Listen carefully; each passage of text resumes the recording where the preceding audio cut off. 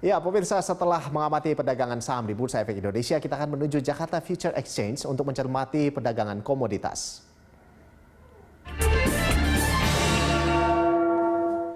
Ya, untuk mengetahui perkembangan di pasar komoditas, kita telah terhubung dengan analis PT Finex Berjangka, Nanang Wahyudin.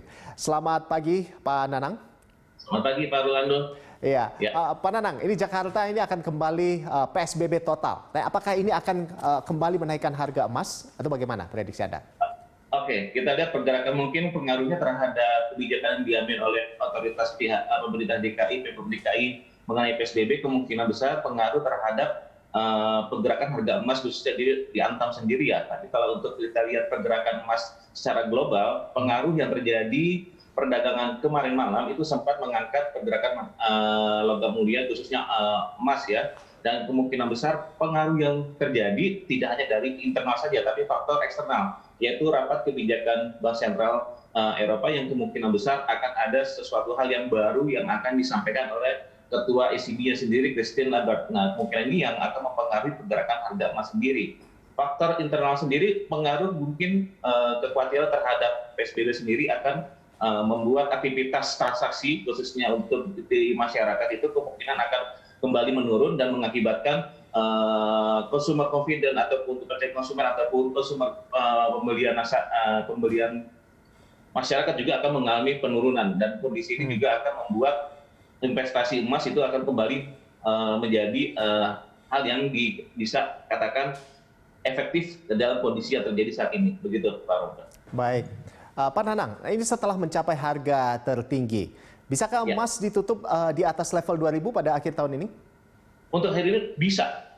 Bisa. Dengan kondisi yang terjadi saat ini, kita lihat beberapa kebijakan moneter khususnya global itu mungkin akan dinanti, ditambah lagi election atau pemilu yang ada di Amerika, kemungkinan besar itu akan menjadi acuan bagi para investor, dan tidak lepas juga pandemi ini masih terus akan berlanjut, dan artinya kekhawatiran ini juga akan terus berlanjut. Pandemi corona ini akan berlanjut dan membuat safe haven itu kembali merajalela ataupun diburu. Paling tidak di sini emas akan kembali bergerak di area 2000-nya, di atas 2000 gitu.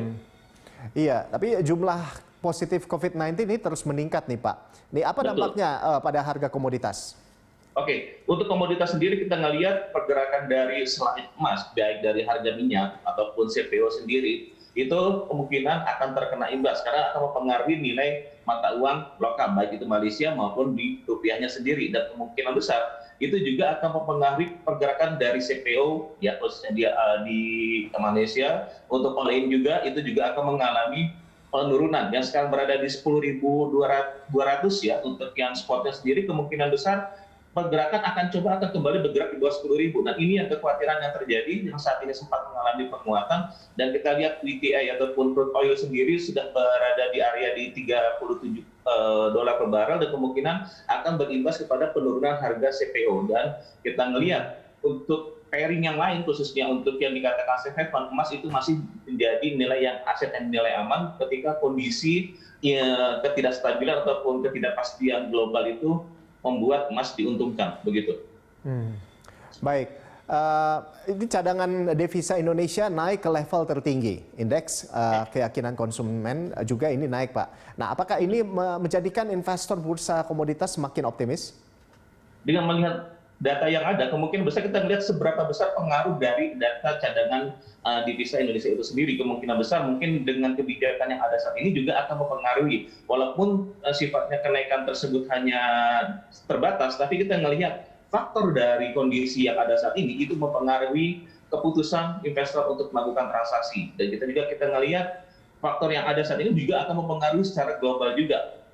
Aset yang ada ataupun investasi yang ada kemungkinan akan terjadi imbas ataupun pengaruh terhadap kemampuan keputusan nasabah untuk melakukan ataupun kita sebagai investor untuk melakukan investasi. Dan kemungkinan besar data yang ada itu cukup baik, tapi hanya bersifat sementara karena kita melihat faktor eksternal itu masih mempengaruhi keputusan pelaku pasar ataupun investor, begitu. Baik. Nah, jadi selain CPO dan emas, ini bagaimana komoditas lainnya nih, Pak? Seperti kopi dan coklat, Pak. Bagaimana?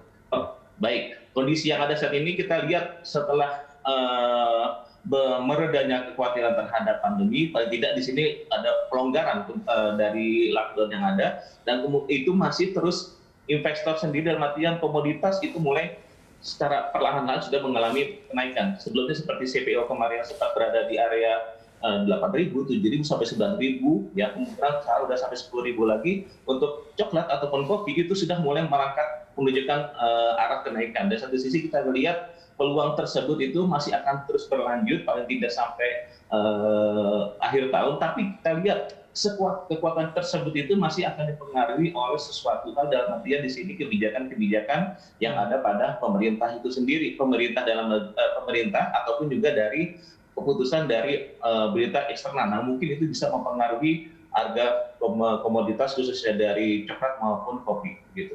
Baik, jadi kebijakan dari pemerintah tetap akan berpengaruh terhadap komoditas. Ya. Terima kasih banyak Pak Nanang atas informasinya, sudah bergabung juga bersama kami di IDX Opening Bell.